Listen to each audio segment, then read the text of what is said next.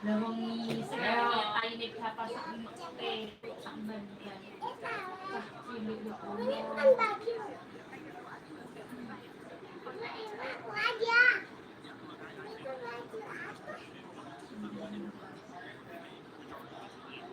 Kamu nggak makan, Kak?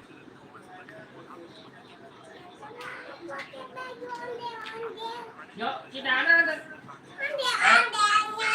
Cara efek udah kayak perasaan ronde 3 nggak nyampe kayak gitu.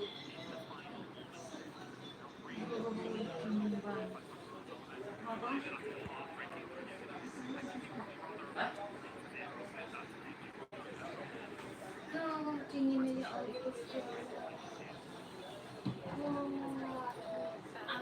Malaysia, almost, wasn't it? Just not quite in the end, Harry. It really was almost, because we had a 90th minute opportunity for them. Close, nicking a point from what was an incredible game, 2-0 to 2-2 and then 3-2. Incredible from Korea Republic, and great to hear as well from Eugene Jang there saying, hey, let's get our spirits up, let's get loud, and they've done so far today. And here are the rest of the from round 4, Group A. Netherlands 2-0 over England, as we've just told you, Korea Republic 3, Malaysia 2, Spain 2-0 over Poland, and France winning the matchup between India 1-0 in the end. Well, that is 4 rounds completed for Group A. That went pretty fast. Any teams underperforming so far at this halfway stage, Chris? I'd still like to see maybe a little bit more from France. I don't. It feels as if they are kind of scraping through the results. They were very, very good against Spain, but against some of the other opposition, you expect them to maybe do more. They're scraping the game by a goal. I suppose it doesn't matter which way you get through to that stage, but I was expecting maybe a little bit more on the performance side of things from them. Maybe I'm being overcritical, but I think they have a much higher ceiling than what we've seen so far. Yeah, most definitely. I think France are one of the favourites, and they're flattered to deceive so far. There's always that blemish. I think we were expecting, as I said on commentary, a cricket score against England, and it was 0-0. I think if they go on to lift the cup here on Thursday, they won't remember that. No one will remember that. But for now, it's fresh in our minds. So yeah, maybe we'll see a little more from France, but they're sitting pretty healthy in the table. Yeah, exactly. Let's take a look then at the heart rates from round 4. In particular, Korea Republic taking on Malaysia. Mios just said it. The heart rates weren't being raised that high, were they? Especially for Korea Republic. Whenever I was looking at the screen, it was about 80 for one of the players, about 100. Never really got over that. And it obviously is what the coach said. Well, we actually work on that outside of it, trying to be smiley, trying to be more composed during gameplay. And we can kind of see that reflective here, can't we? I didn't know what Heikal's doing though to get himself that fit with just a rest training. It's in the middle of the game as well, and that was kind of when they were coming back into it as well, and then that's when things started getting a bit more escalated. But yeah, it's always interesting to see, and it is important though to keep yourself calm. You don't have to be going in that 150 meters per minute with adrenaline flowing.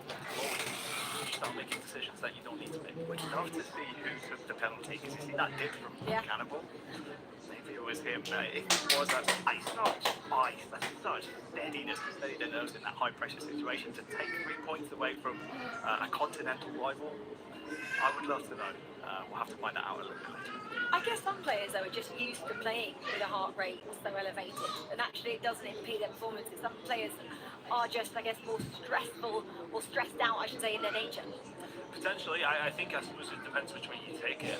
If you're too calm, or you maybe not bringing that intensity to a certain degree, but then if you're too high on the other end, then it's like, again, you can rush. You know yourself. If you're sitting there playing, you're massively stressed out. Happens to me all the time. I start getting even worse than I already am. So yeah, I think it depends what kind of player you are. Yeah, exactly. Okay, well, we have finished 4 rounds of matchups for Group A. So let's have a look at where things stand then after day 1 here of the eFootball by FIFA World Cup. So Indonesia then, as we saw earlier, they've won all 3 of the matches they played today, so 9 points from a maximum 9. France then 7 in the end, which you said they were starting a bit slower, kind of managed to get some decent points. Then we've got a whole bunch of teams on 6 points. That's Spain, Netherlands, Korea Republic and Poland of the eFootball by FIFA World Cup. So Indonesia then, as we saw earlier, they won all 3 of the matches they played today. So 9 points from a maximum of 9. France then, 7 in the end, which we said they were starting a bit slower, kind of managed to get some decent points. Then we've got a whole bunch of teams on 6 points. That's Spain, Netherlands, Korea Republic, and Poland. And then it's Malaysia, England, and India who are struggling at the moment. 3, 1 point, and 0 points respectively. But it's the 4 points which are allowing these 4 teams to go through to qualification. So you need to be in that zone come the end of play tomorrow. In terms of points needed, what are we going for at this stage? 6? Is that going to be enough for the last team here? No, I wouldn't say so. It's that group between Netherlands, Korea Republic, and Poland right now that really is tantalising for me. I think Spain, it's 2 games played there, but they definitely have played. Teman-teman, They will be back on track. I think Indonesia Myanmar nanti pukul 19.30 ya. Sekarang waktunya sholat untuk wilayah Jakarta, Indonesia Barat. Silahkan pada yang muslim sholat dulu. Kita berdoa bersama-sama, mudah-mudahan timnas malam ini dapat 3 poin melawan Myanmar. Around the bottom of 1 and 0 points. But we need to see goals from them. The output attacking-wise, it's all well and good getting 0-0s against France and scoring goals here and there, but realistically, we need to see more goals from England and more defending from India. If those 2 can strengthen those weaknesses going into day 2, maybe they have a chance. But this Group A is so strong, and actually the way it laid out, there was almost a bit of a tier list. You had kind of Indonesia, France, Spain towards the top, and then you're right, Chris, that kind of 4th spot will be between the likes of the Netherlands. You've got Malaysia coming in for a tiebreaker for 4th spot now. Are you going to be able to find that over 4 games tomorrow? And some, that's the difficult part. They've had a hard start, and it will not get easier. Yeah, it is tough here, isn't it? That's for sure. At the FIFA E World Cup featuring e-football, the only team undefeated on day 1 are Indonesia. They're sitting pretty at the top of Group A as they go away tonight thinking... Points is just getting you in for a tiebreaker for 4th spot now. Are you going to be able to find that over 4 games tomorrow? And some, that's the difficult part. They've had a hard start, and it will not get easier. Yeah, it is tough here, isn't it? That's for sure. At the FIFA E World Cup featuring e-football, the only team undefeated on day 1 are Indonesia. They're sitting pretty at the top of Group A as they go away tonight thinking, okay, good job, well done here in the studio. Well, we're going to take a short break, but come back and join us because we get things started from Group B. We'll see you shortly.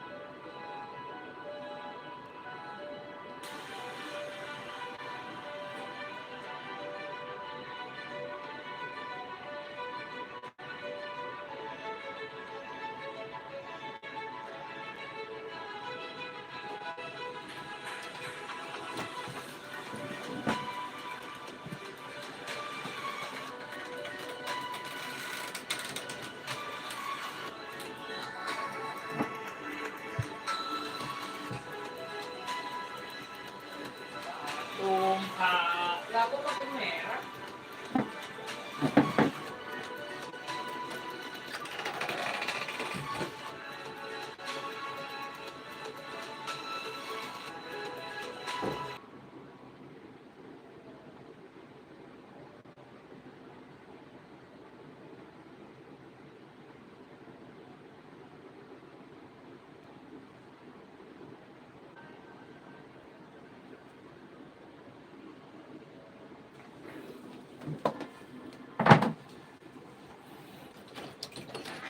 Pot.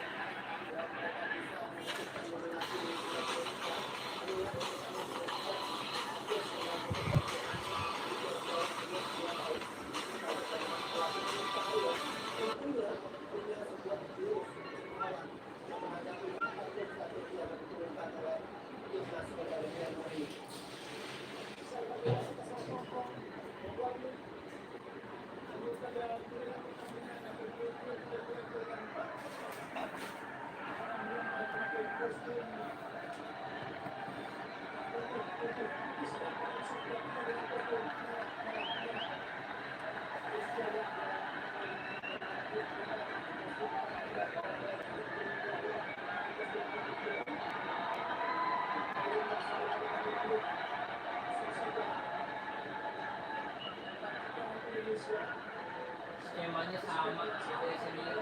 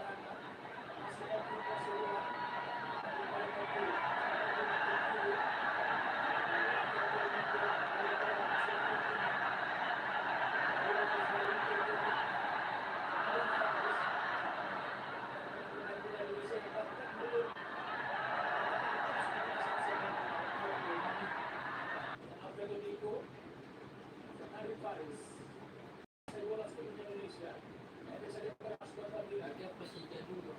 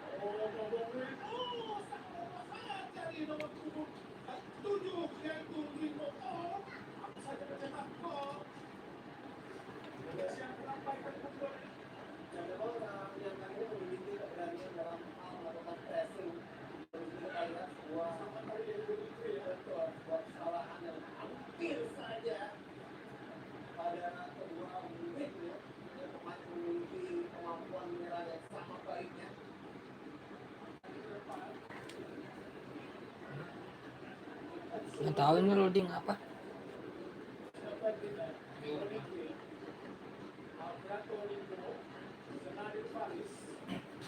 Mending di sini deh aku cari nih.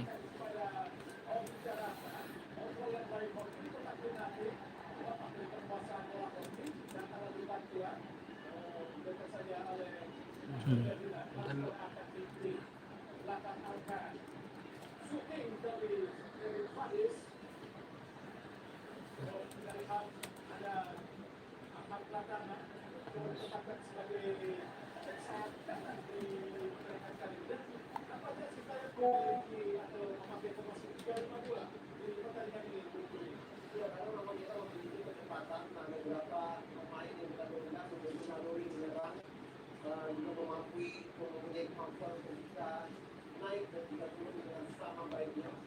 Ini jeda dulu.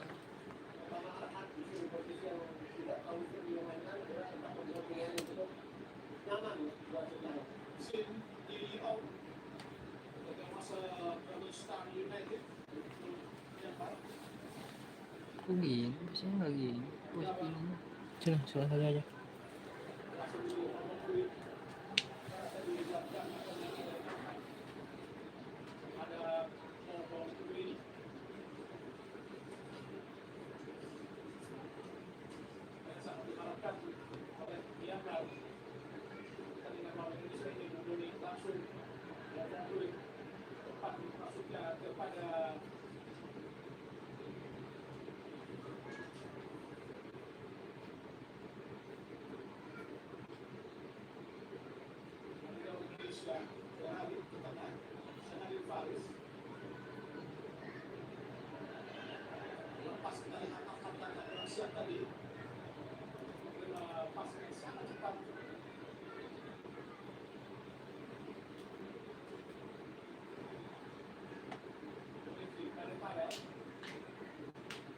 Mohon maaf teman-teman, error.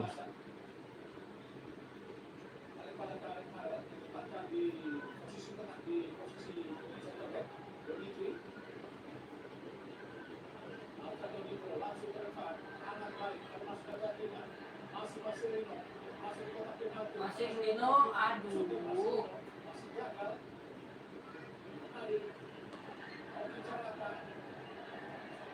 Passing Pak. Merin langsung dari itu.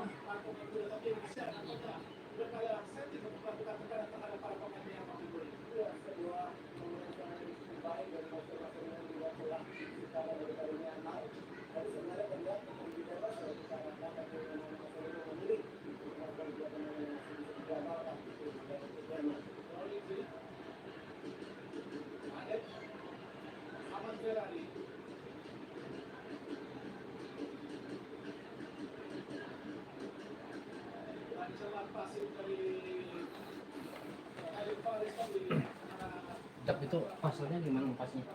Bisa pasal apa?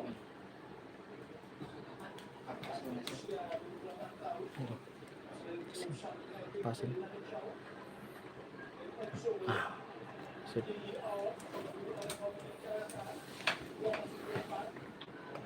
Untuk melepasi 3 pemain sebelum melakukan empatan. Terusnya baik, hoki carakan.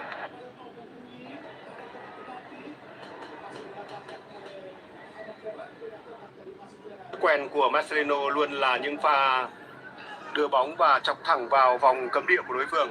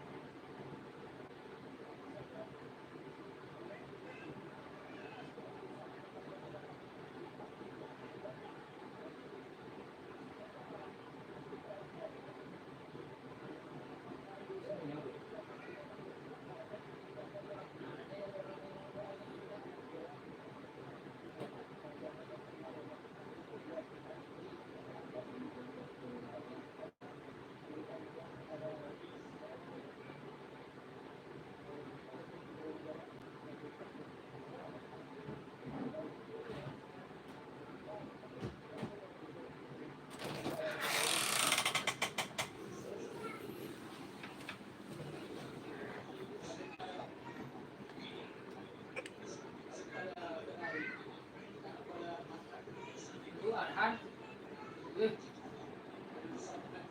Passing jelek banget.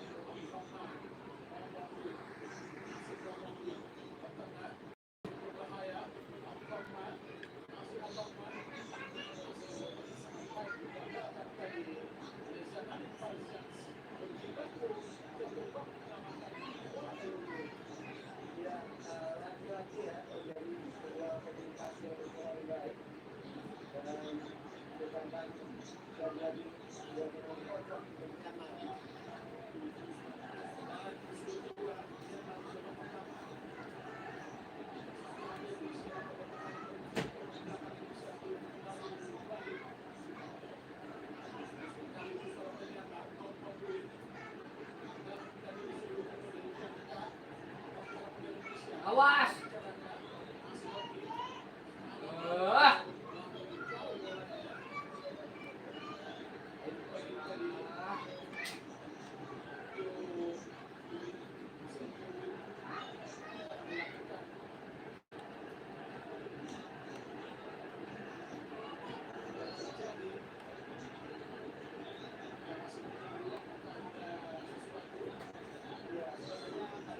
Perjalanan Faris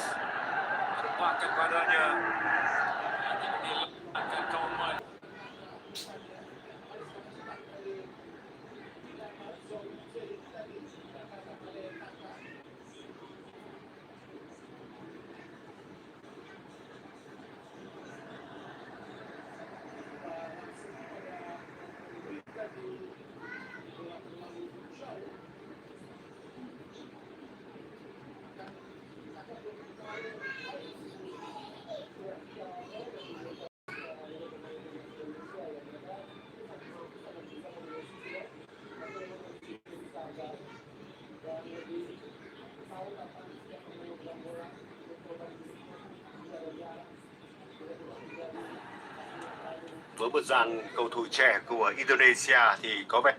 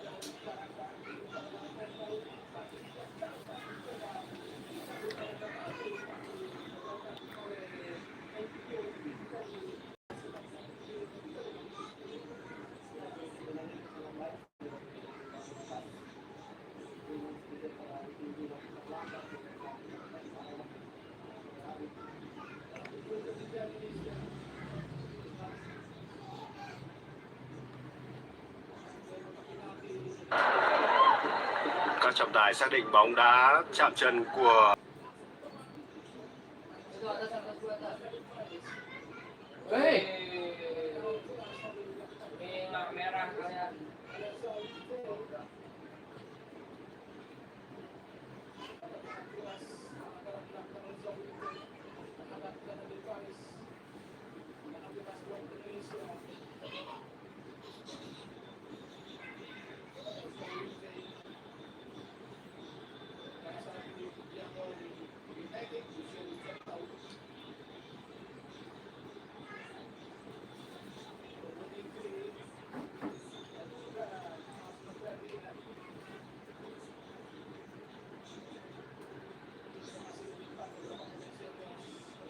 chạm chân hay